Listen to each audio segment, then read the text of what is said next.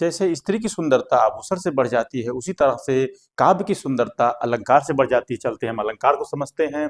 अलंकार, उपमा अलंकार, रूपक अलंकार, उत्प्रेक्षा अलंकार में जो तीनों में हम किसको पहचान पाए कैसे? तो उपमा अलंकार जो दो वस्तुओं में तुलना की जाती हो, स शब्द से हो सकता है, सी से हो सकता है, से, सम से या समानता दर्शाने वाले शब्दों से हो सकता है।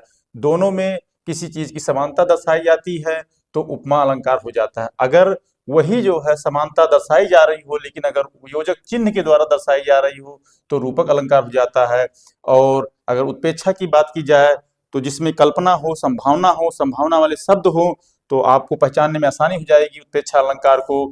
जानू, जानो, जनहु, मनु, मानो, मनो, ऐसे शब्दों से जो है हम उत्प्रेक्षा अलंकार को समझ सकते हैं। उत्प्रेक्षा अलंकार में संभावना जो है होती है, अगर और दोनों में समानता तुलना दर्शाई जाती है, जैसे राधा रति के समान हैं, तो ये आपका जो है उपमा अलंकार हो जाएगा। अगर हम कहें राधा रति हैं तो ये रूपक अलंकार हो जाएगा। तो निश्चित है कि आपको ये बात समझ में आ गई होगी।